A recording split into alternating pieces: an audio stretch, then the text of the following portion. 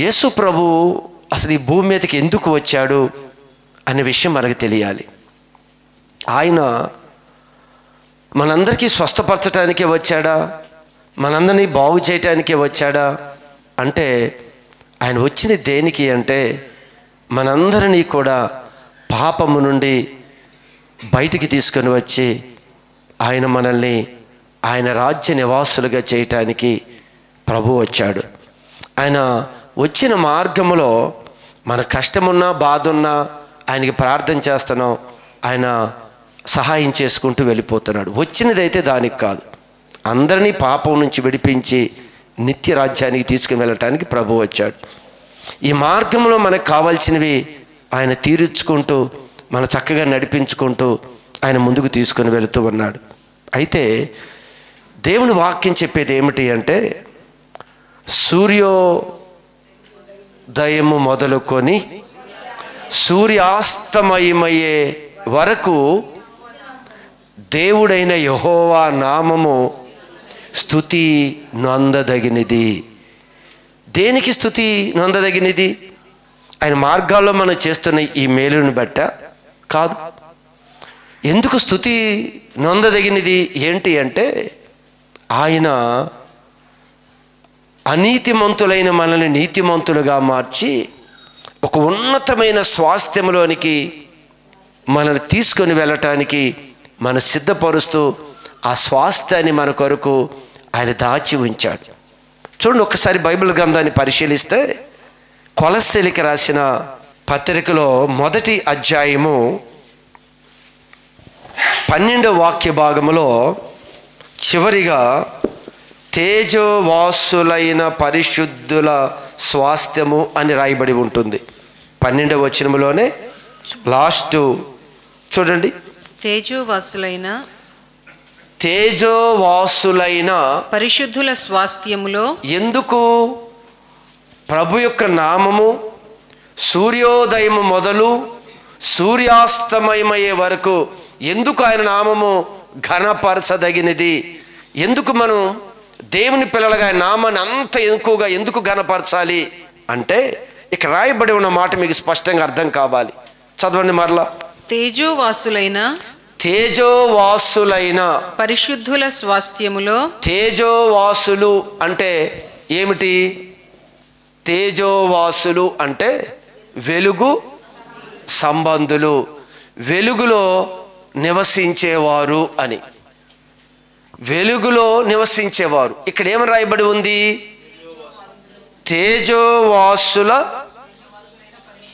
తేజోవాసులైన పరిశుద్ధులు. ఎవరు ఈ వెలుగులో నివసించేవారు? ఎవరంట? పరిశుద్ధులు. ఇప్పుడు చదవండి.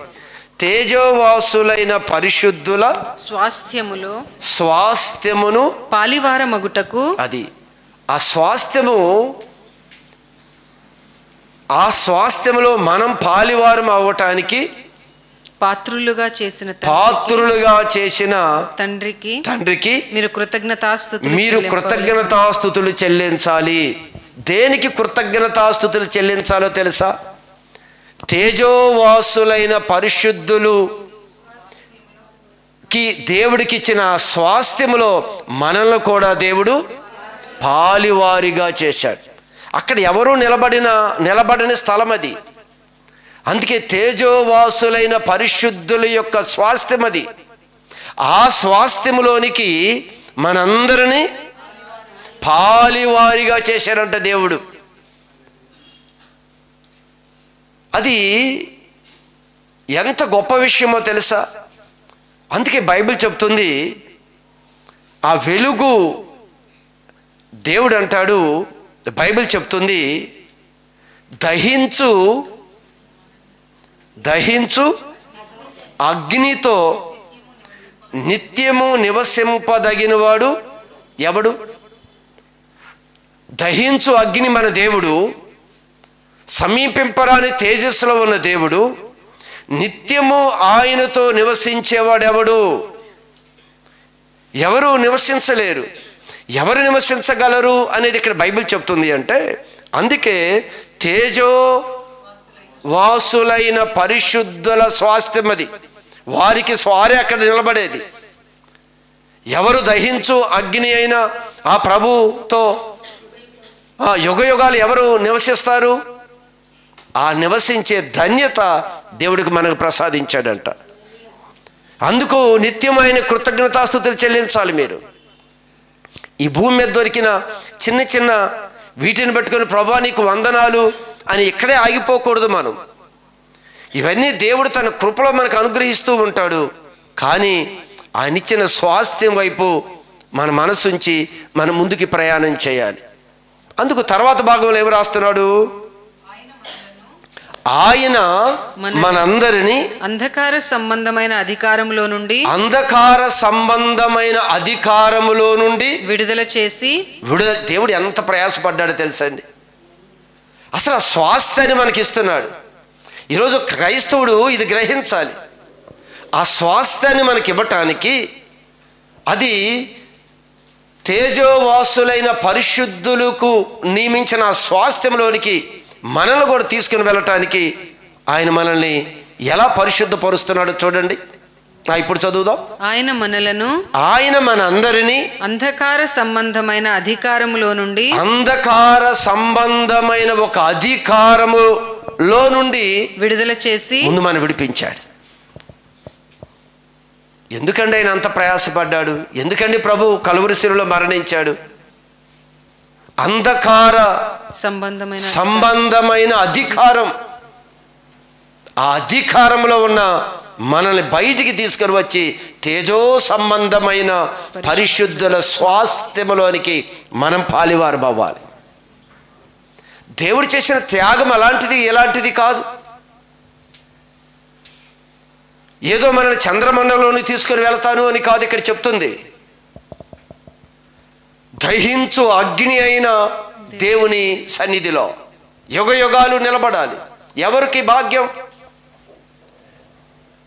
అందుకు ఆయన అంటున్నాడు, ఆ చీకటి ఆ బంధకాల నుంచి ఆ అధికారము నుండి విడుదల చేసి తాను ప్రేమించిన తన కుమారుని యొక్క రాజ్య నివాసులుగా చేసెను. తన ప్రేమించిన తన కుమారుడి యొక్క రాజ్య వారసులుగా మిమ్మల్ని చేసిన దేవుడికి నిత్యము మీరు స్తుతించండి, నిత్యము మీరు కీర్తించండి, నిత్యముని గానము చేయండి, నిత్యము ఆరాధించండి. మనకేం కనిపిస్తుందండి ఈ లోకంలో? మనం దేన్ని బట్టి మనం అతిశయిస్తామో తెలుసా? అసలు అతిశయించవలసినది అసలు ఏమిటో తెలుసా? చాలా విషయాలను బట్టి మనం అతిశయిస్తూ ఉంటాం. కానీ బైబిలు దేన్ని బట్టి అతిశయించాలో చెప్తుంది. ఆ చీకటిలో ఉన్న మనల్ని ఆ వెలుగులో నిలబెట్టడానికండి దేవుడు ఎంత ప్రయాసపడ్డాడు. అందుకే మీరు చూడండి, కీర్తనల గ్రంథములో 47వ కీర్తన 4వ వచనములో ఒక చక్కని మాట రాయబడి ఉంది. అక్కడ తాను ప్రేమించిన యాకోబునకు,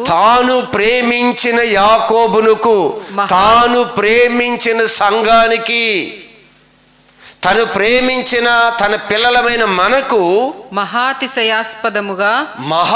అతిశయాస్పదముగా మన స్వాస్థ్యమును ఆయన మన కొరకు ఏర్పాటు చేసి ఉన్నాడు. మన స్వాస్థ్యమును ఆయన మన కొరకు ఏర్పాటు చేసి ఉన్నాడు. మన స్వాస్థ్యాన్ని మరెవరికి ఇవ్వకుండా మన స్వాస్థ్యాన్ని మన కొరకే ఆయన నియమించాడు.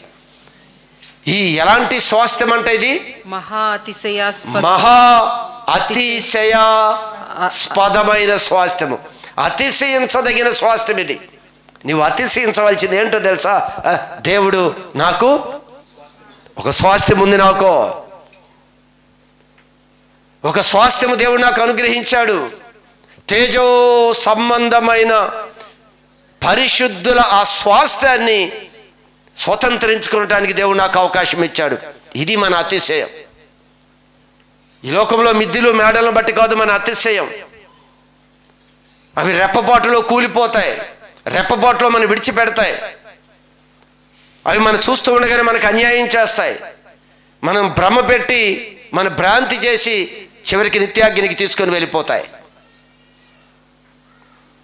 ఎన్నో దేనికి అతిశయం? అందుకే ప్రభువు అతిశయించువాడు ప్రభువును బట్టే. ప్రభువు మన కొరకు సిద్ధపరిచిన ఆ స్వాస్థ్యము నిమిత్తము నువ్వు అతిశయించు. దేవుడు నాకు అంత స్వాస్థ్యం నాకుంది. నా ఫ్రెండ్స్ ఫోన్ చేసి అడిగేవారు, ఎరా ఇన్ని సంవత్సరాలు నువ్వు ఏం సంపాదించావు, నువ్వు సంపాదించింది ఏంటి? వాళ్ళు ఎన్నో ఆలోచనల మీద ఫోన్ చేశారు.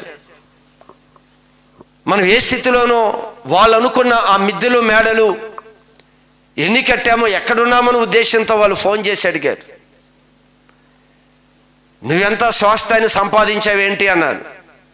వాళ్ళ స్వాస్థ్యం చెప్పారు. మా స్వాస్థ్యం ఎంత, మేము అమెరికన్ సిటిజన్స్ అయిపోయాం, గ్రీన్ కార్డు వచ్చింది మాకు. ఏమొచ్చిందంట? గ్రీన్ కార్డు వచ్చింది. చక్కని విల్లాస్ మేము కొనుక్కున్నాం, ఇన్ని కోట్లు అయింది, నా పిల్లలు ఇలా చేస్తున్నారు, నేను అక్కడుంటూ ఇండియాలో కూడా నా స్వాస్థ్యం ఇది ఉందని తన స్వాస్థ్యం గురించి చెప్పుకుంటూ వచ్చారు. ఎన్నో సంవత్సరాల తర్వాత వారు ఆ నంబర్ పరిచయం అయి నాతో మాట్లాడారు.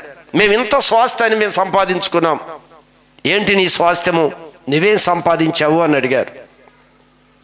నేను చెప్పాను, ఇదిగో నా దేవుడే నా స్వాస్థ్యము, నేను దేవుడిని సంపాదించుకున్నాను, దేవుడు నా కొరకు సిద్ధపరిచిన ఆ రాజ్యాన్ని నేను సంపాదించుకున్నాను అన్నాను. ఎగతాళి చేశారు, చులకనగా మాట్లాడారు. వారికి తెలియదు వారి స్వాస్థ్యము ఏమయ్యిందో, దేవుడు మనకిస్తున్న స్వాస్థ్యం ఏంటో మనం ఎరగాలి. ఆయన అంటాడు, అతిశయించు, నీ ప్రభువుని బట్టి నువ్వు అతిశయించు, ప్రభు నీ కొరకు సిద్ధపరిచిన స్వాస్థ్యం బట్టి నువ్వు అతిశయించు. అది తేజోవాసులైన పరిశుద్ధుల స్వాస్థ్యము. అది మామూలుది కాదు, అది మహా అతిశయాస్పదమైనది, ఎక్కువగా నువ్వు అతిశయించదగినది. ఈరోజు క్రైస్తవుడు దాన్ని బట్టి అతిశయించాలి. ఈ లోకంలో చాలా పరిస్థితులు వస్తాయండి. ఎన్ని అవమానాలు తెలుసా, ఎన్ని నిందలో తెలుసా. బైబిల్ పట్టుకుంటే, దేవుని నామాన్ని ఉచ్చరిస్తే, ప్రార్థన చేస్తే చాలా రకాల భయంకరమైన ఒక శోధన, చాలా ఇరుగ్గా, చాలా కష్టంగా ఈరోజు ప్రభువులో ముందుకు కొనసాగటానికి చాలా ఇబ్బందికరంగానే ఉంటుంది. అందుకే వ్యక్తి యేసు ప్రభు దగ్గరికి వచ్చి, అయ్యా నీ రాజ్యంలోనికి రావటం వచ్చేవారు కొద్దిమందేనా అని అడిగారు. యేసు ప్రభు ఉపదేశిస్తున్న ఉపదేశాలు విని, నువ్వు ఆ స్వాస్థ్యం అంటున్నావు కదా, స్వాస్థ్యంలోకి ప్రవేశించేవారు కొంతమందేనా అని. చూడండి దాని గురించి ఏమని రాయబడి ఉంది, ఒకసారి చదవండి. లోకాసు వార్త 13వ అధ్యాయము 22వ వాక్య భాగము. ఆయన యెరూషలేమునకు ప్రయాణమైపోవచ్చు, ఆయన యెరూషలేమునికి ప్రయాణమై వెళుతున్నప్పుడు బోధించుచు పట్టణములలోను గ్రామములలోను సంచారం చేయుచు. అది యేసు ప్రభు భూమి మీద శరీరధారిగా ఉన్నప్పుడు పట్టణాల్లో గ్రామాల్లో సంచరించుకుంటూ అనేక విషయాలు వారికి బోధిస్తూ ఉన్నాడు. ఒకడు ప్రభువా రక్షణ పొందువారు కొద్దిమందేనా, ఆ రక్షణలోనికి వెళ్ళేవారు కొద్దిమందేనా అని ఆయనను అడగగా, ఆయన వారిని చూచి ఇరుకు ద్వారమున ప్రవేశింప పోరాడుడి, ఇరుకు ద్వారములో ప్రవేశించటానికి మీరు పోరాడండి. అనేకులు ప్రవేశింప చూతురుగా, అనేక మంది ప్రవేశించటానికి చూస్తారు. అదేమన్నా ఇరుకు ద్వారం. జాగ్రత్తగా సంఘానికి ఆయన అదే చెప్తున్నాడు, అది చాలా ఇరుకు ద్వారము, దానిలో ప్రవేశించడానికి అనేక మంది ప్రయత్నం చేస్తారు, కానీ వారి వల్ల కాదు అని చెప్తున్నాడు. వాళ్ళు ప్రయత్నం చేస్తారు కానీ వారి వల్ల కాదు, ఇది అది ఇరుకు. చూడండి మీరు సంగమా, ఈరోజు ఆ ప్రభువుని మనం వెంబడించుకొని వెళ్ళాలి అంటే చాలా ఇబ్బందిగా ఉంటుంది, చాలా ఇబ్బంది. ప్రార్థన చేసినా, దేవుని గురించి సువార్త ప్రకటించినా, దేవుని గురించి ఏ అడుగులు వేసినా కూడా వస్తున్న అవమానాలు, నిందలు, చాలా పరిస్థితులకు ఏం చేస్తామో తెలుసా, మనం ప్రకటించడం ఆపేస్తున్నాం, తట్టుకోలేక మన బైబిల్ దాచి వేసుకుంటున్నాం. చాలా ఇరుగ్గా ఉంటుంది ఈ మార్గం. ఈరోజు మనందరికీ ప్రభు చెప్తున్నాడు, అది ఇరుకైన మార్గము, అది చాలా ఇరుగ్గా ఉంటుంది. అందరూ ఏదో వెళ్ళిపోవాలని అందరూ వస్తారు కానీ ఎవరి వల్ల కాదు. మరి ఎవరి వల్ల అవుతుంది? పోరాడండి, పోరాడండి. కష్టం వచ్చినా, ఇబ్బంది వచ్చినా, అవమానాలు వచ్చినా, నిందలు వచ్చినా, హేళన చేసినా నువ్వు ప్రభువులో అలానే ఖచ్చితంగా నిలబడి పోరాడుకుంటూ నువ్వు ముందుకు కొనసాగు. ఒక స్వాస్థ్యం ఉంది, గురి ఉంది. ఆ గురి యొద్దకి, ఏ గురి అయితే మనం పెట్టుకున్నామో ఆ గురి యొద్దకి చేరే విధంగా నువ్వు పోరాడవలసిందే. కానీ నీవు చాలా అనేక మంది వలె ఏదో వెళ్ళిపోదాము అనుకుంటే ఎవరు ఆ ప్రదేశంలోకి రారు అని చెప్పాడు. ఎవరు ఆ ప్రదేశంలోకి రారు. అందుకే అక్కడ ఆయన చెప్పేది ఏంటంటే, మనకు ఒక గురి ఉండాలి, మనకు ఒక లక్ష్యం ఉండాలి. ఏదైతే గురి ఉందో దాని మీద లక్ష్యం పెట్టుకొని మనం ముందుకు వెళితేనే మనం ముందుకు వెళతామండి. ఈరోజు భూమి మీద చాలా రకాల ఇబ్బందులు మనకు ఎదురవుతూనే ఉన్నాయి, కానీ వాటిని అధిగమించలేక మనం ఆగిపోతున్నాం. కానీ ప్రభు చెప్తున్నాడు, నువ్వు లక్ష్యం వైపు నువ్వు పోరాటాన్ని కొనసాగించు. ఎవరు మెచ్చుకోరు, ఎవరు మనల్ని మెచ్చుకోరు. యేసుప్రభు నన్ను ద్వేషించారు, మిమ్మల్ని ద్వేషిస్తారు అంతే. నన్ను కొట్టారు, మిమ్మల్ని కొడతారు. నన్ను తృణీకరించారు, మిమ్మల్ని తృణీకరిస్తారు. నా నామంతో మీరు బయలుదేరారు కనుక ఎక్కడ కూడా ఆయన ఒప్పుకోరు. ఎందుకు అంటే ఆయన ఆ చీకటి బంధకాల నుంచి మనకు విడిపించాడు కనుక ఈరోజు ఎప్పుడు కూడా వెలుగుకి చీకటికి పొంతు ఎక్కడా కూడా ఉండదు. ఎంతమంది అయ్యా వచ్చేదంటే ఆయన చెప్తున్నాడు, అనేక మంది ఈరోజు ఈజీగా వచ్చేయచ్చు అని చెప్పి అందరూ అడుగులు పెడుతున్నారు. ఇక్కడికి వచ్చిన తర్వాత శరీర సంబంధమైన కొన్ని మేలులు జరగవచ్చు, స్వస్థతలు జరగవచ్చు, దురాత్మ నుంచి విడుదల జరగవచ్చు, మనకు ఆశీర్వాదం రావచ్చు. ఇవన్నీ భూ సంబంధమైన ఎన్నో వస్తాయి. కానీ ఆ స్వాస్థ్యాన్ని పొందుకోవాలి అంటే అది చిన్నది కాదండి, అతిశయించదగినది. ఈ భూలోకంలో ఎన్ని ఉండా నువ్వు అతిశయించి ఉపయోగం లేదు. అతిశయాస్పదమైన ఒక స్వాస్థ్యం మనకుంది. ఆ స్వాస్థ్యాన్ని చేరుకోవాలి అంటే ఆయన అంటున్నాడు, ఏముండాలంట? ఆ గురి, ఒక లక్ష్యంతో మనం దానిలో పోరాడగలిగితేనే మనం చేర్చుకుంటాం. అది ఎంత స్వాస్థ్యమో తెలుసండి. యేసు ప్రభు అంట తన దేవదూతల పరివారముతో ఆయన దిగి వచ్చి, ఒకసారి మీరు చదవండి ఆ భాగాన్ని, చాలా చక్కగా ప్రభు మత్తయి సువార్త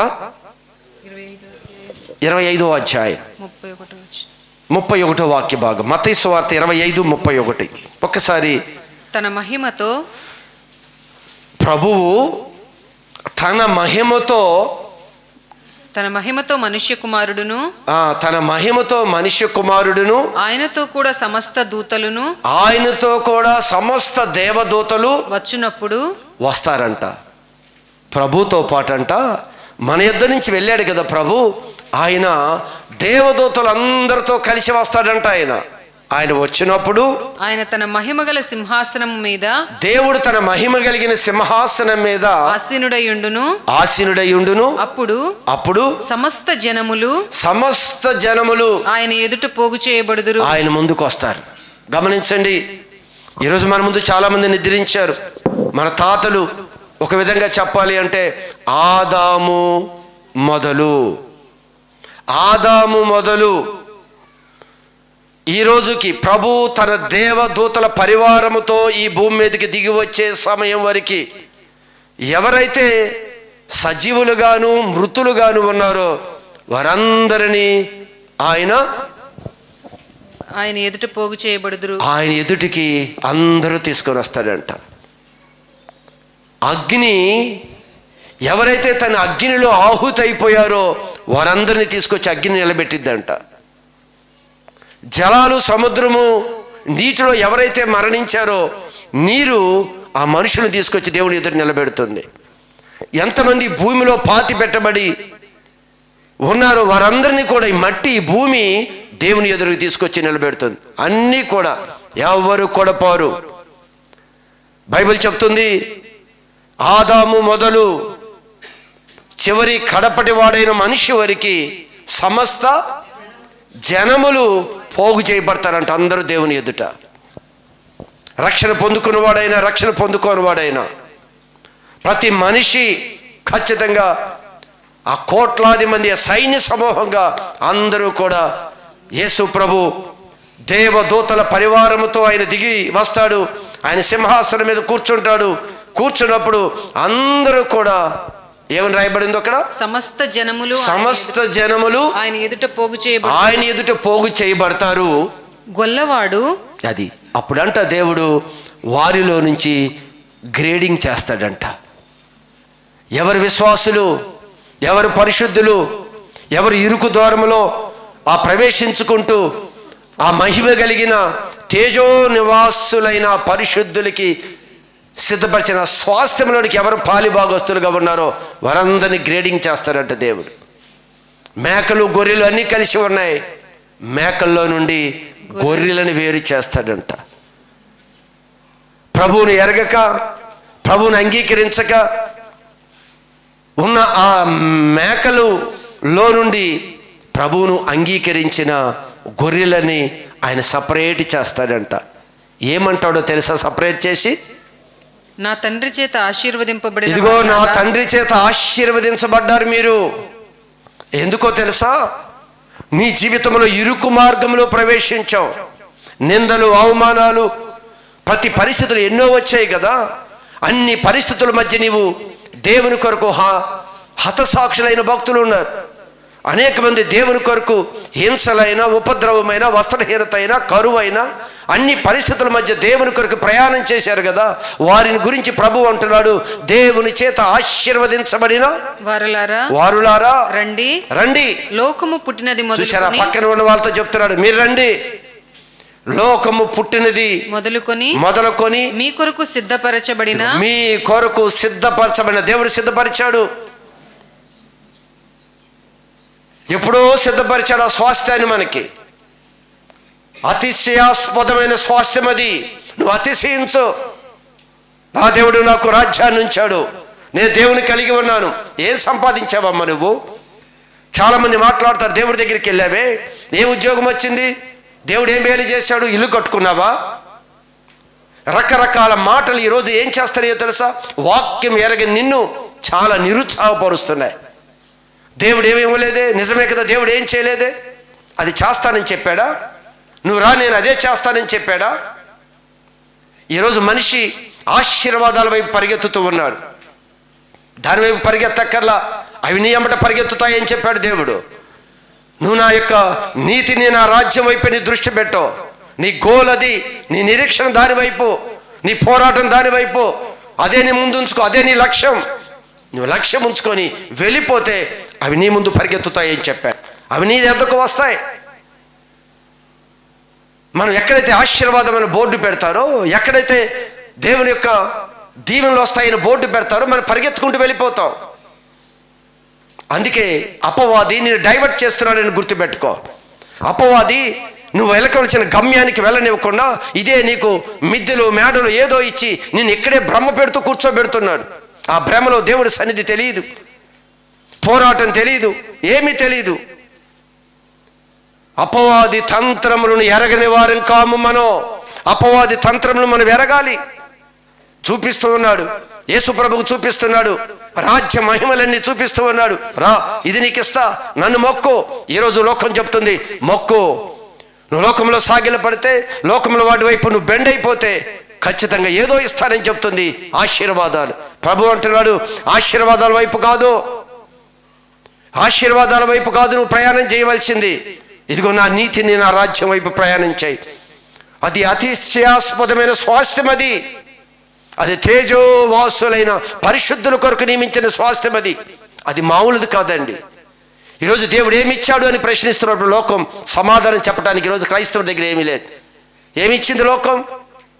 లోకం ప్రశ్నిస్తుంది, దేవుడు నీకేమి ఇచ్చాడు అని. నన్ను కూడా అదే ప్రశ్నించింది, ఏమి ఇచ్చాడు నీ దేవుడు అని. గొప్ప స్వాస్థ్యం ఇచ్చాడు నాకని చెప్పాను, గొప్ప స్వాస్థ్యం ఇచ్చాడు అతిశయంగా నేను చెప్పాను. కానీ ఎగతాళిగా ఉండొచ్చు వారికి, వారి హేళనగా ఉండొచ్చు. నువ్వు కూడా ఏమిచ్చాడమ్మా అని చెప్తే, నువ్వు నాకు ఆ స్వాస్థ్యం ఇచ్చాడు అని చెప్పావనుకో, ఏమంటారు? నేను పిచ్చిది, పిచ్చాడు అంటారు, మైండ్ పోయింది అంటారు. అంతేనా, ఇంకేమైనా వాడతారా? అవే పదాలు వాడతారు. మైండ్ పోయింది అంటారు. ఇదేం ప్రార్థన, వీడికి ఏదో స్వాస్థ్యం ఉందంట, దేవుడు ఏదో సిద్ధపరిచాడంట. హేళన చేస్తుంది, లోకం అసహించుకుంటుంది. అందుకే నువ్వేం చేస్తున్నావు తెలుసా? అది ఇరుగ్గా ఉంది కదా, ఆ ఇరుకు మార్గం కష్టంగా ఉంది అని నువ్వు రాజీ అయిపోతున్నావు. ఆ స్వాస్థానికి నువ్వు దూరం అయిపోతున్నావు. అయ్యా, కొద్దిమందేనా ప్రవేశించేది? అవును, అది ఇరుకు ద్వారం. పోరాడిన వారే అక్కడికి వస్తారు. నువ్వు ఒకవేళ ఇక్కడ ఉన్న కాలంలో నాకేదో మేలు జరిగితే చాలు అనుకుంటున్నావు అనుకో, దాని గురించి దేవుడు ఏమన్నాడు తెలుసా? అంతకన్నా దౌర్భాగ్యం లేరు అన్నాడు. ఈ జీవితకాలం మట్టుకే నేను ప్రభువు నమ్ముకుంటాను, ఈ జీవితకాలంలో దేవుడు నాకు ఉద్యోగము, ఆరోగ్యము, క్షేమము, అభివృద్ధి నాకు ఇస్తే చాలు అని ఏ వ్యక్తి అయితే అనుకుంటాడో, దాని గురించి బైబిల్ ఏం చెప్తుందో తెలుసా? అంతకన్నా దౌర్భాగ్యులు మరొకరు లే. అది కోపము అనిపించవచ్చు, అది బాధ అనిపించవచ్చు, నిజ వాస్తవం దేవుడి వాక్యం చెప్తుంది. అదేనా మన పోరాటం, అదేనా మన పరిగెత్తడం, అక్కడికైనా మన గమ్యం. ఎందుకు ప్రభు రక్షణ ఇచ్చాడు, ఎందుకు ఆయన మనల్ని తీసుకొని వచ్చాడు? చదివాం కదా, ఆ చీకటి బంధకాల్లో ఏమని చదివాం అక్కడ? ఎక్కడి నుంచి తీసుకొచ్చాడు ఆయన? అక్కడ అంధకార సంబంధమైన అధికారం, చీకటి అధికారంలోని పాపము యొక్క ఏలుబడిలో నుంచి ఆయన మన బయటికి తీసుకొని వచ్చాడు. ఆయన వెలుగు వైపు వెళ్ళు, ఆ వెలుగు స్వాస్థ్యం, ఆ వెలుగులో నిత్యము దహించు అగ్నితో నిలబడే అవకాశం నీకుంది. రా, ముందుకు నడుగని చెప్తున్నాడు ఆయన. కానీ లోకం ఎరవేస్తుంది, లోకమే, సంఘమే ఈరోజు రకరకాల విధానాలు చూపించి రమ్మని పిలుస్తూ ఉన్నారు. ఎక్కడికో వెళ్ళిపోతున్నాడు మనిషి, ఎక్కడో ఏదో దొరుకుతుందని వెళ్ళిపోతున్నాడు. ఏం దొరుకుతుంది అండి? అందుకే బైబిల్ చెప్తుంది, ఇంత సాక్ష్య సమూహము మేఘము వలె మన ఆవరించి ఉండగా, మన ముందు మన భక్తుల యొక్క సాక్ష్య జీవితాల మేఘం వలె ఉన్నాయి. చదవండి ఒకసారి ఆ భాగాన్ని మనం చూద్దాం. హెబ్రీ పత్రిక 12వ అధ్యాయం 1వ వాక్య భాగాన్ని చూడండి. ఇంత గొప్ప సాక్షి సమూహము, ఇంత గొప్ప సాక్ష్య సమూహము మేఘము వలె మనలను ఆవరించి ఉన్నందున, మనల్ని ఆవరించి ఉన్నాయి. మేఘము మన దేశంలో ఉంటుందా, లేకపోతే మన రాష్ట్రంలో ఉంటుందా, మన పట్టణంలో ఉంటుందా, మన ఊర్లో ఉంటుందా? అన్ని ప్రదేశాల్లో ఉంటుంది మేఘమే, అవునా కదండి? అన్ని ప్రదేశాల్లో మేఘం ఉంది. ఇక్కడ అంటున్నాడు, ఇంత గొప్ప సాక్ష్య సమూహము మేఘము వలె మనలను ఆవరించి, మమ్మల్ని, మన అందరినీ ఆవరించి ఉండగా. ఎంతోమంది సాక్ష్యాలు ఉన్నాయి మన ముందు, ఎంతోమంది భక్తులు, మన పితరులు గొప్ప సాక్ష్య జీవితాన్ని చూపించుకుంటూ వచ్చారు. మనం కూడా ఆ సాక్ష్యాన్ని చూసి మనం కూడా రాబోయే తరానికి ఒక సాక్షులుగా ఉండాలి. మనకు ఒక సాక్షులుగా వారు మన ముందు ఉన్నారు కదా. మనం కూడా ఆ మేఘమ్మ వలె ఉన్న సాక్ష్య సమూహాన్ని చూసి మనం ఒక రాబోయే తరానికి మనం ఒక సాక్షులుగా ఉండాలి. ఏమన్నాడు అక్కడ? ఇంత గొప్ప సాక్షి సమూహము మేఘము వలె మనలను ఆవరించి ఉండగా మనం ఏం చేయాలి? మనము కూడా ప్రతి భారమును, ప్రతి భూ సంబంధమైన ప్రతి భారాన్ని, సులువుగా చిక్కులు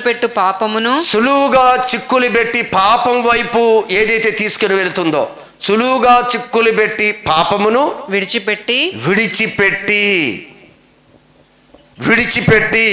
మన పితరులు అలానే చేశారు. అందుకే మేఘమ్మ వలె సాక్ష్య సమూహం ఉంది.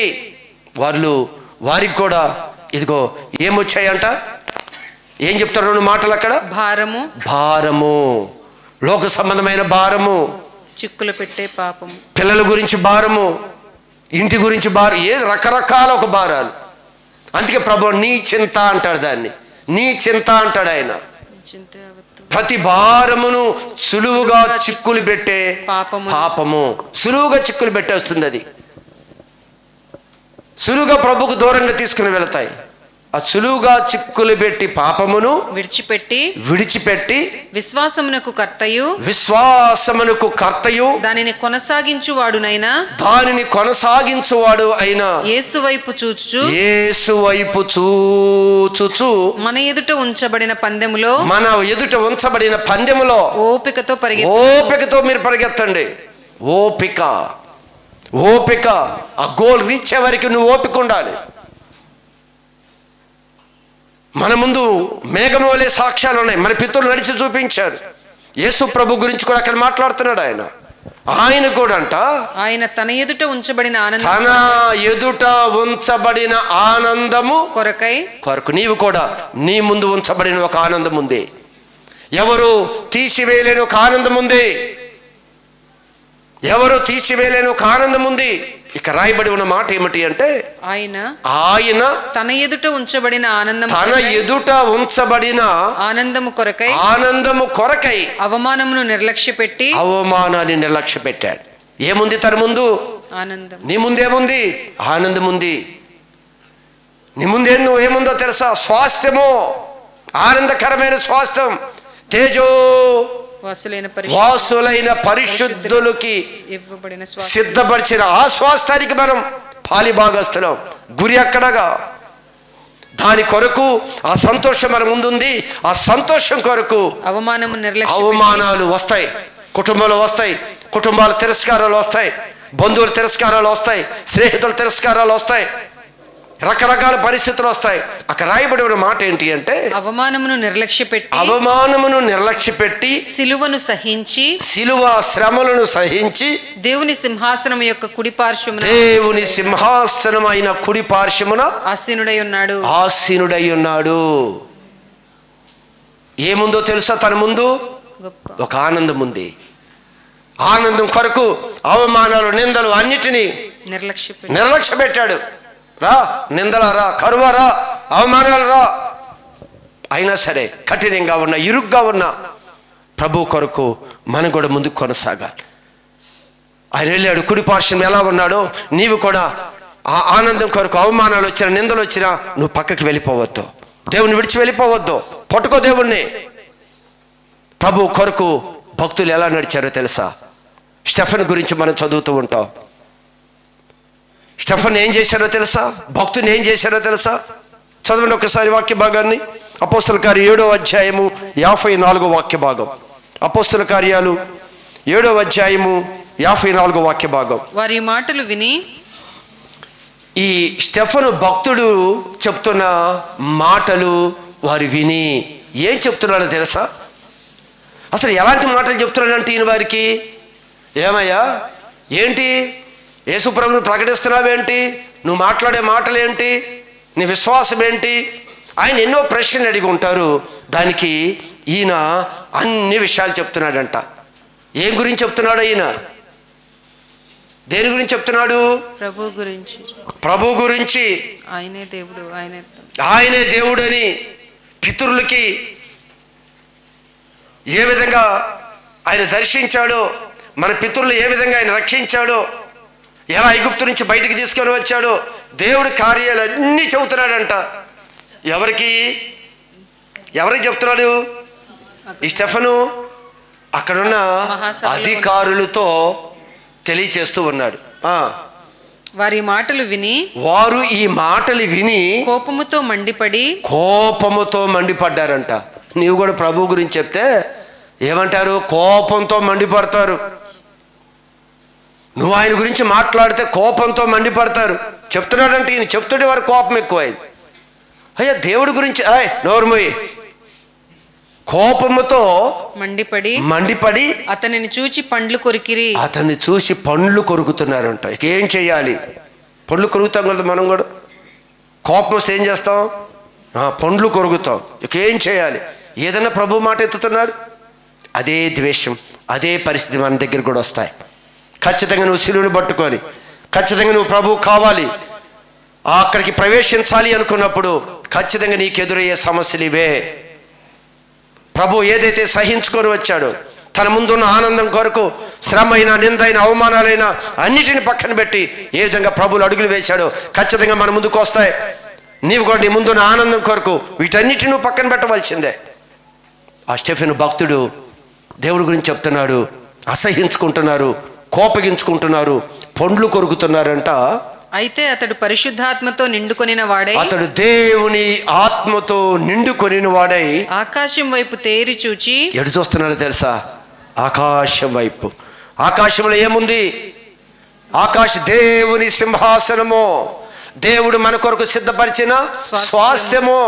మన ముందున్న ఆ మేఘము వలె ఉన్న మన పితరులో మన ప్రభువు కూడా ఇదిగో ఆయన ఏ విధంగా ముందుకు నడిచి ఆనందం కొరకు ప్రయాణం చేసి ఏ విధంగా స్వాస్థ్యములకు ప్రవేశించాడో అది చూస్తున్నాడు. ఆయన తిడుతుంటే, వాళ్ళు గద్దిస్తుంటే, హేళన చేస్తుంటే ఎటువైపు చూస్తున్నాడు తెలుసా? నీ గురి అక్కడే. ఈరోజు ఎన్ని అవమానాలు, నిందలు ఎన్ని నీ జీవితంలో ఎన్ని వచ్చినా నీ గురి ఒకటే. అది ఇరుగ్గా ఉంటుంది, ఇబ్బందిగా ఉంటుంది. ఆయన స్వాస్థ్యం గొప్పదండి. ఈరోజు కనపడుతున్న ఈ మిద్దెలు మేడలు ఏముండవు. అంతలో చూసి అంతలోనే మొత్తం కూల్చివేయబడతాయి. ప్రభువే చెప్పాడు, మొత్తం స్మాష్, ఏమీ ఉండదు, నువ్వు చూస్తున్నది ఏది నిలబడదని చెప్పాడు. అంత దేవుడిదే. ఇక్కడికి వచ్చి నీది నాదని కొట్టుకొని బాగాలు వేసుకుంటున్నాం. ఇక్కడ యాత్రికులు కొద్ది దినాలు ఉండటానికి వచ్చాము ఇక్కడ. ఓ దీనికి ఎంత అల్లరో తెలుసా? ఆ గ్రహింపు మనిషిలో రానివ్వకుండా అపవాది మనందరినీ భూ సంబంధమైన వ్యక్తులుగా నిలబెడుతున్నాడు.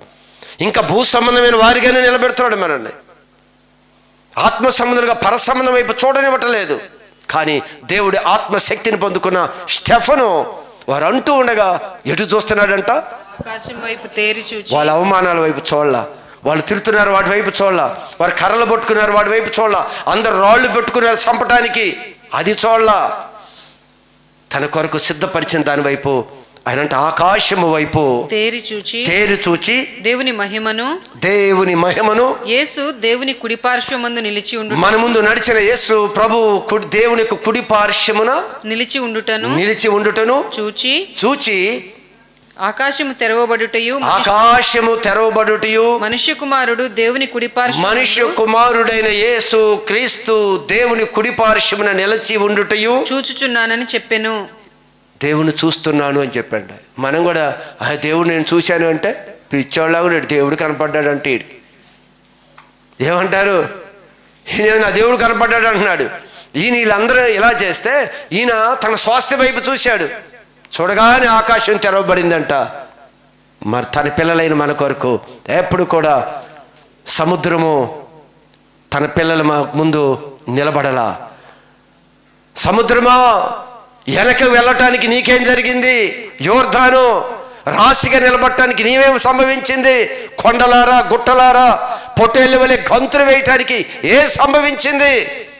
ఇదిగో దేవుని కుమారుడు వచ్చాడు. దేవుని కుమారుడు ఆకాశము తట్టు తెరవగానే ఆకాశము తెరవబడింది. ఏది నిలబడదు. అందుకే ముందున్న ఆనందం కొరకు, మన ముందున్న ఒక ఆనందం ఉంది. ఆనందం కొరకు మనం ముందుకు కొనసాగుతున్నాం. ఆకాశము తెరవబడింది, ప్రభు నేను చూశాను అని వారితో చెప్పాడంట. అప్పుడు వారందరు నమ్మి అబ్బా మీ దేవుడు గొప్పవాడు అన్నారా? అప్పుడు వారు పెద్ద కేకలు వేసి చెవులు మూసేసుకున్నారు. ఏం మూసుకున్నారు? నువ్వు చెప్పినా అంతే. దేవుడు ప్రత్యక్షతలు నువ్వు చెప్తే చెవులు మూసుకుంటారు, పళ్ళు కొరుకుతారు, కోపంతో రగిలిపోతారు నీ మీద. ఈరోజు ఖచ్చితంగా ఇవే మనకు ఎదురవుతాయి. కానీ మన ముందున్న ఆనందం కొరకు ఎన్ని పరిస్థితులైనా సరే నువ్వు సహించవలసిందే. ప్రభు సహించాడు. వాళ్ళందరూ కూడా చెవులు మూసుకున్నారంట. ఏకముగా అతని మీద పడి పట్టణము వెలుపలికి అతని వెళ్ళగొట్టి ఎలుపులకి తరిమేశారంట. రాళ్ళు పట్టుకొని చంపేశారు. ఆయన ఏమన్నాడు తెలుసా? అయ్యా నేను ఇంక ప్రభుని విడిచిపెడతాను, నన్ను కొట్టొద్దు, నన్ను శ్రమ పెట్టొద్దు, ఇక మీ చెప్పింది వింటాను అని వాళ్ళేం బతిమలు ఆడుకోలేదు. నా ప్రాణాన్ని కాపాడు అనుకోలేదు. ఏం మాట్లాడారు తెలుసా స్టెఫను? ప్రభువును గురించి మొరపెట్టుచు, ప్రభు కొరకు మొరపెట్టుచు, యేసు ప్రభువా చూడు చివరి క్షణంలో కూడా, శ్రమలో కూడా, కష్టంలో కూడా వాళ్ళు బతిమలు ఆడుకోవటానికి వెళ్ళటలేదు. యేసు ప్రభువా నా ఆత్మను చేర్చుకొనుము, నా ఆత్మను నువ్వు చేర్చుకో అని చెప్పి ఆత్మని పలుకుచుండగా వారు అతన్ని రాళ్లతో కొట్టిరి. వారితో కొడుతూ ఉన్నారు. అతని మోకాళ్ళుని ప్రభువా వారి మీద ఈ పాపము మోపకుము చూడండి ఏమంటున్నాడు. అయ్యా వీరి మీద పాపాన్ని మోపొద్దు. వారికి తెలియదు, ఆ స్వాస్థ్యం యొక్క విలువ తెలియదు. ప్రభువా ఈరోజు నన్ను నిందిస్తున్నారు, హింసిస్తున్నారు, బాధిస్తున్నారు, అయినా వారి మీదకి పాపాన్ని తీసుకురావద్దు, వారిని శిక్షించవద్దు. ప్రభువా వారు చేస్తుంది పాపమే, అయినా వాళ్ళు తెలియక చేస్తున్నారు, వారి మీదకి ఏ పాపము రానివద్దు నాయన అని చెప్పి మోకాళ్ళేసి తన జనాంగమైన వారితో, వారు అన్యులు కాదు కొట్టింది, అందరూ కూడా దేవుని పిల్లలే, వారందరి కొరకు ప్రార్థన చేస్తూ గొప్ప శబ్దముతో పలికెను ఈ మాట పలికి ఆయన నిద్రించెను. హల్లెలూయా, హల్లెలూయా. ఇంత గొప్ప సాక్ష్య సమూహము మేఘము వలె మనలను ఆవరించి ఉండగా ఎన్నో నిందలు వస్తాయండి. నోవాహు జీవితంలో కూడా దేవుడు చెప్పాడు, ఓడగట్టుకో, నీ కుటుంబాన్ని నువ్వు కాపాడుకో. ప్రభు చెప్పాడు, నిరీక్షణకి ఆధారం లేదు, అప్పుడు వర్షం చూడలేదు, వర్షం అంటే తెలియదు, కానీ దేవుడు ఏమన్నా జలప్రలయం వస్తుంది, నువ్వు ఓడ కట్టుకో, అందరూ ఓడలోకి ప్రవేశించాలి అన్నారు. అది విచిత్రం కదండి. అసలు వర్షం అంటే తెలియదు, తుఫాను అంటే తెలియదు, ఏమీ తెలియదు, ఓడ కట్టుకో, ఒక ఉపద్రవం జలప్రలయం వస్తుంది అని చెప్పగానే దేవుడి మాట నమ్మేసి ఓడ కట్టుకోవటం ప్రారంభించాడు. హేళన. ఈరోజు నువ్వు కూడా ఓడను కట్టుకుంటూ ఉండగా, ఈరోజు మనం కూడా మన జీవితాన్ని కట్టుకొని చూడగా ఎన్ని రకాల పరిస్థితుల్లో తెలుసా. కానీ నోవా ఎట్టి పరిస్థితుల్లో కూడా నిరుత్సాహపడలా. ఎంతమంది ఎగతాళి చేసి ఉంటారు. ఎక్కడ కడుతున్నాడు ఆయన? ఊరు మధ్యలో, ఊరిలో కడుతున్నారు. ఏది సముద్రం ఒడ్డును కాదు కడుతుంది, ఊరిలో మధ్యలో కడుతున్నాడు. 1 నెల 2 నెలల సంవత్సరాలు కష్టపడి కడుతున్నాడు దేవుడి మాట ప్రకారం. ఈరోజు మనం కూడా ఎన్ని నిందలు వచ్చినా, ఎన్ని అవమానాలు వచ్చినా ప్రభు చెప్తున్నాడు, మేఘము వలె సాక్షి సమూహం ఉంది. మన పితరులు ఖచ్చితంగా నిలబడ్డారు, నీవు కూడా ఆ విధంగా నిలబడు. నువ్వు కట్టుకొని రక్షణ ఓడని నువ్వు కట్టుకున్నాడు. చివరికి జలప్రలయం వచ్చింది, తన కుటుంబమే రక్షించబడింది, కానీ హేళన చేసిన వారందరూ కూడా ఇదిగో ఎగిరిపోయారు. ఈరోజు మీరు గమనించండి, ఎప్పుడు మన ముందుకి అద్భుతాలని, ఆశీర్వాదాలని, దీవెనలని, ఒకవేళ ఉపదేశాలు నేను తప్పుడు మార్గాన్ని తీసుకొని వెళ్తున్నాయేమో జాగ్రత్త. ప్రభు అన్నాడు, అవన్నీ నేను ఇస్తా. నువ్వు వెతకవలసింది ఒక్కటే, నువ్వు ఉండవలసిన విధానం ఒక్కటే, నువ్వు వెళ్ళవలసిన మార్గం ఒకటే, నా నీతి, నా రాజ్యము. అక్కడ ఆ స్వాస్థ్యం గొప్పది, ఇదే. మరి ఉద్యోగమయ్యా, మరి పెళ్ళిళ్ళయ్యా, ఇల్లు అయ్యా, అన్నీ నేను ఇస్తా. నీకేం కావాలో నాకు తెలుసు, నేను పోషిస్తుంది నేను, నీలో ఊపిరి పెట్టింది నేను. అందుకంటున్నాడు, నా ప్రాణానికి, నా జీవమునకు, నా దీర్ఘాయువుకు ఆయనే మూలం. ఆయనే మనందరికీ మూలం. ఆయనే. గమనించండి, ఈ లోకంలో వాటి వైపు వెళ్ళిపోతున్నాం, తెలియకుండా వెళ్ళిపోతున్నాం.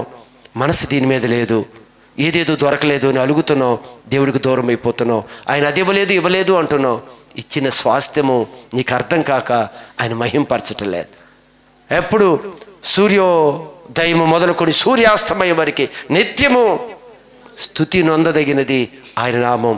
ఎందుకంటే ఇదిగో చీకటి బంధకాల నుండి, చెర నుండి, అధికారము నుండి ఆయన విడిపించుకొని తీసుకొని వచ్చి అక్కడ తీసుకొని వెళుతున్నవాడు. శుభ్రంగా ఎప్పుడు కూడా ఆయన నామాన్ని మనం స్తుతించాలి. మీరు బైబిల్ గ్రంథంలో చూస్తే అబ్రహాము, ఇస్సాకు, యాకోబుల గురించి చెప్తూ వారి భూమి మీద ఉన్నప్పుడు అంట చాలా దేవుడు ఆశీర్వదించాడు, చాలా ఆశీర్వాదమైన విషయాలు చెప్పాడు. అన్నీ కూడా ఈ భూ సంబంధమైనవే. పాత నిబంధనలు ఎక్కడ చూసినా ఈ భూ సంబంధమైన ఆశీర్వాదాలు కనిపిస్తాయి. ఇది ఆ కానాను పట్టణం ముందు, దానిలోకి నేను తీసుకుని వెళ్తాను, నీకు ఈ స్వాస్థ్యాన్ని ఇస్తాను, ఇదిగో ఈ భూమిని మీ గోత్రాలకి నేను పంచివేస్తాను, మీకు పాలు తేనెలు ప్రవహించి ఆ పట్టణంలో తీసుకుని వెళ్తాను, శత్రుల మీద మీకు జయాన్ని ఇస్తాను, మీ ముందు నేను యుద్ధం చేస్తాను, మీకు సహాయం అన్నీ శరీర సంబంధమైన. ఆ టైంలో కూడా అబ్రహాము, ఇస్సాకు, యాకోబులు అసలు ఏమని మాట్లాడారో తెలుసా? ఒకసారి చిన్న విషయం చూద్దాం, సమయం అయిపోయింది, ముగిద్దాం. దేవుడు దేనికి శిల్పియు హెబ్రీ పత్రికే 11వ అధ్యాయము 10వ వచనం. దేవుడు దేనికి శిల్పియు నిర్మాణకుడునై ఉన్నాడో, చూడండి, దేవుడు దేనికి శిల్పియు నిర్మాణకుడునై నిర్మాణకుడై ఉన్నాడో, పునాదులు కలిగిన ఆ పట్టణము కొరకు పునాదులు కలిగిన ఆ పట్టణము కొరకు అబ్రహాము ఎదురు చూచుచుండెను. అబ్రహాము ఎదురు చూచుచుండెను. దేని కొరకంటే ఎదురు చూపు? ఇక్కడ నీకు ఇస్తానన్నాడు కదా, ఈ స్వాస్థ్యం గురించి చూసుకోవచ్చు కదా, ఇక్కడ నీకు ఇస్తానన్నది చూసుకోవచ్చు కదా. ఇది కాదంట. వాళ్ళకి అర్థమైపోయింది ఇవన్నీ 4 దినాలతో పోయాయి. ఇవన్నీ ఈ గొప్పలు నిలబడే కాదు, మన శరీరం నిలబడేది కాదు, ఇక్కడ ఏది శాశ్వతం కాదు. కానీ వారు అర్థమైంది ఏంటి అంటే, పునాదులు కలిగిన ఒక పట్టణం ఉంది, అది చేతి పని కాక దేవుడే దానికి శిల్పియు నిర్మాణకుడై ఉన్నాడు. ఆ పునాదులు కలిగిన ఆ పట్టణము కొరకు అబ్రహాము, ఇస్సాకు, యాకోబులు ఎదురు చూచుచు తన భక్తిని కొనసాగించారు. ఆ పట్టణం కావాలి. అంత భూ సంబంధమైన కనిపిస్తున్నా కూడా వారైతే భూ సంబంధానికి వారు తల వంచుకొని కూర్చోలేదు. చాలు, దేవుడు ఇక్కడ ఇస్తా అన్నాడు. వారు గొర్రెలు విస్తారంగా పెరిగిపోయాయి, ఆస్తులు పెరిగిపోయాయి, పిల్లలు పెరిగిపోయారు, సంతానం పెరిగిపోయారు, చాలు అనుకోలేదు. వారంట అన్నీ ఉన్నా కూడా వారు నివాసము గుడారాలలో నివసించారు. అంటే ఆడంబరమైన జీవితాలు కాకుండా నిరాడంబరమైన జీవితాలు కొనసాగించారు. అన్నీ ఉన్నా అవన్నీ కూడా బట్టిదే.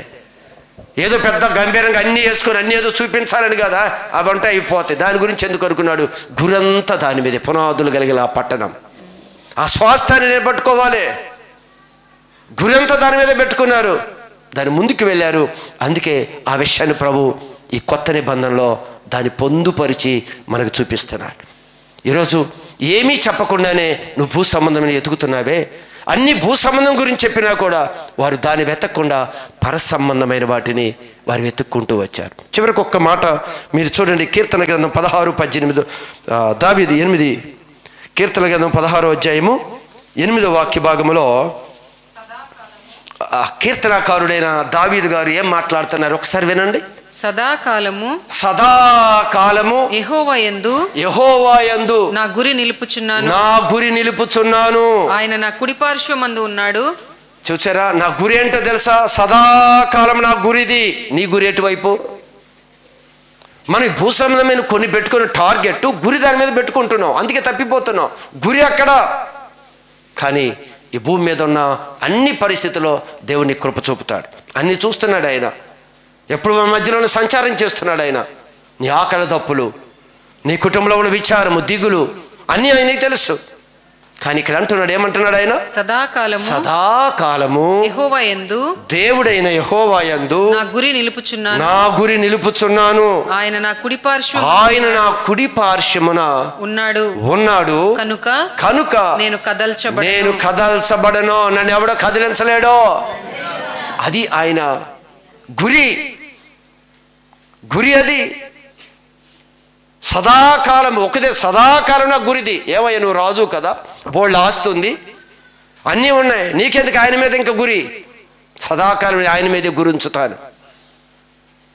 భక్తులు చెప్పిన ఆ మాటలు చాలా గొప్పవాడు. మన గురి ఎటు? అపోస్తులైన పౌలు గారు ఒక చిన్న విషయాన్ని నేను ముగించి వేస్తాను.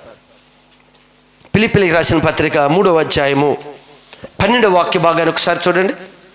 ఫిలిప్పీలకు రాసిన పత్రిక 3వ అధ్యాయం 12వ వాక్య భాగం. ఇదివరకే చూడు, అంత భక్తుడు కదా, ఆయన మాట్లాడుతున్న మాటలు చూస్తే చాలా ఆశ్చర్యం వేసిద్దండి. ఏం మాట్లాడుతున్నాడు ఆయన? ఇదివరకే నేను గెలిచాను అని అయినను, ఇదివరకే సంపూర్ణమైన సిద్ధి పొందితిని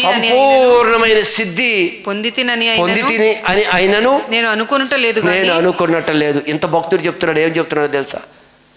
ఏమేమి అనుకోవట్లేదంటే ఈయన, నేను గెలిచాను, ఇదిగో గురి వద్దకి నేను చేరిపోయాను, నీకు అంతనే విజయం అని నేను అనటం లేదు. సంపూర్ణ సిద్ధి పొందాను అని నేను అనటం లేదు. కానీ నేను దేని నిమిత్తము క్రీస్తు యేసు చేత పట్టబడితినో. నువ్వు దేని నిమిత్తము క్రీస్తు యేసు చేత నువ్వు పట్టబడ్డావు. నిన్ను ప్రభు ఎందుకు పట్టుకున్నాడు? జాగ్రత్త గమనించు సంగమా. నువ్వు దేనికి క్రీస్తు యేసు ద్వారా పట్టబడ్డావు? దానిని పట్టుకున్న పౌలు చెప్తున్నాడు, నేను దేని చేత దేని నిమిత్తము క్రీస్తు యేసు చేత పట్టబడితినో, యేసు క్రీస్తు ద్వారా నేను పట్టబడ్డాను. ఎందుకు యేసు ప్రభు నన్ను తన దగ్గరికి తీసుకున్నాడో దానిని పట్టుకొనవలెనని, దానిని నేను పట్టుకోవాలి అని పరిగెత్తుచున్నాను. నేను దాన్ని పట్టుకోవాలి. మనల్ని దేనికి పట్టుకున్నాడు? మన దేనికి పిలిచాడు? దేనికి పిలిచాడని చెప్పానమ్మా? అతిశయించదగిన స్వాస్థ్యము ఇవ్వటానికి. ఆయన అంటున్నాడు, ఎందుకు యేసుప్రభు నన్ను పట్టుకున్నాడో, యేసుప్రభు నన్ను ఎందుకు పిలిచాడో, యేసుప్రభు ఎందుకు చీకటి అధికారంలో ఉన్న నన్ను ఎందుకు బయటికి తీసుకొచ్చాడో తెలుసా? ఆయన స్వాస్థ్యం ఇవ్వటానికి. అదే పౌలు భక్తుడు అంటున్నాడు, దానిని పట్టుకోవాలి అని పరిగెత్తుచున్నాను. హల్లెలూయా, హల్లెలూయా. ఇంకా పరిగెత్తుచున్నాను, అప్పుడే సంపూర్ణ సిద్ధి పొందాను, అంత బాగా చేశా నేను అనుకోవట్లేదు. అంత భక్తుడు అంటున్న మాట అండి ఇది. నువ్వు నేను ఎటు పరిగెత్తుతున్నావు? ఎందుకు యేసు ప్రభు విడిపించాడు నీకు అర్థం కాలేదు. పౌలు గారు చెప్తారు, ఎందుకు ఆయన నన్ను పట్టుకున్నాడు, ఎందుకు లోకంలో నుంచి ఆయన నన్ను బయటికి తీసుకొని వచ్చాడు? ఆ స్వాస్థ్యం ఇవ్వటానికి. ఈ పాప బంధకాల నుంచి ఎందుకు నన్ను బయటికి తీసుకొచ్చాడో తెలుసా? చీకటిలో నుంచి ఎందుకు బయటికి తీసుకొచ్చాడో తెలుసా? ఆశ్చర్యకరమైన తన వెలుగులో నిత్యము దహించు అగ్ని అయిన ప్రభుతో సహవాసం చేయటానికి ఆయన నన్ను పిలిచాడు. అందుకు నన్ను పిలిచాడు ఆయన. కనుక దాన్నే పట్టుకునే వరకు నా గురి అదే. ఖచ్చితంగా అది నేను పొందుకోవాలి. ఆ స్వాస్థానికి నేను చేరే వరకు నా పొరుగుని నేను ఆపను, నా ప్రయాణాన్ని అలానే కొనసాగిస్తానన్నాడు. ఎన్నో కష్టాలు, ఎన్నో నిందలు, రాళ్ళతో కొట్టారు, చచ్చిపోయిన ఈడ్చి రోడ్డు పక్కన పడవేశారు, చెరసాలో పడవేశారు, రకరకాలుగా.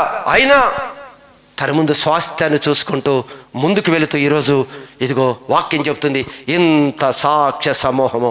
పౌలు గారు, అబ్రహాము, ఇస్సాకు, యాకోబులు, స్టెఫను, నోవాహు, ఇంకా భక్తులు బోలెడు మంది ఉన్నారు. వీళ్ళందరూ మన ముందు ఉన్నారు. దావీదు చెప్తున్నారు, సదాకాలం నేను గురి ఆయన మీదే.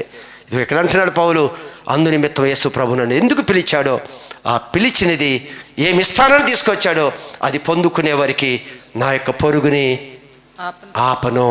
మనం కూడా ఎందుకు మనందరిని ఆయన పిలిచాడమ్మా? ఇల్లు కట్టిస్తానన్నా, ఆరోగ్యం ఇస్తాడనా, అన్నం పెడతానన్నా? చెప్పండి, ఎందుకు ఆయన పిలిచాడు? చెప్పాడు కదా, మనం చదివాం కదా. ఎక్కడి నుంచి విడిపించుకొచ్చాడు? అంధకార సంబంధమైన అధికారములో నుండి బయటికి తీసుకొని వచ్చాడు. ఎక్కడికి తీసుకుని వెళ్ళటానికి? తేజోవాసులు, అది తేజోవాసుల కొరకు సిద్ధపరిచిన స్వాస్థ్యంలోకి తీసుకుని వెళ్ళటానికి బయటికి వచ్చాము. ఇప్పుడు ఆ స్వాస్థ్యంలోకి వెళ్ళే వరకు మన గురి అటువే, ఎటు మన లక్ష్యం అక్కడే, ఎటు తప్పొద్దు, దాని మీద పెడదాం. అన్నిటినీ సహించుకొని ఓర్చుకొని సులువుగా చిక్కులు పెట్టే పాపాన్ని విడిచిపెట్టి ప్రభు కొరకు ప్రయాణం చేద్దాం. మనందరము కూడా రేపు ప్రభు ఎదుట నిలబడిపోతున్నాం. అక్కడ మనందరం కలిసి ప్రభువుని ఆరాధిస్తాం. ఒక వెనక ముందు వెళ్ళిపోయినా అందరం ఆయన ముందు మనం కలుసుకుంటాం. అలాంటి కృపా ధన్యత దేవుడు మనందరికీ అనుగ్రహించునుగాక. ఆమేన్.